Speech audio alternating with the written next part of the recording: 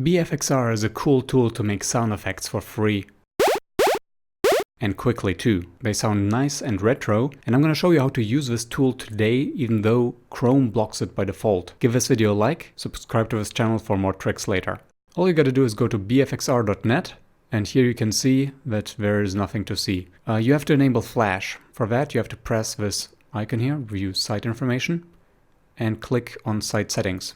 In Site Settings, you have to allow Flash. Block to allow. And just close this tab, and then you have to reload the tab with the BFXR in it. That's not enough. You also have to click on this thing and load unsafe scripts. And now, let's reload again. Hello. Okay, so now it's again blocking Flash. Weird. Okay, let's click on allow here and reload. And we're done. Now it's back here. And we can make all kinds of sounds.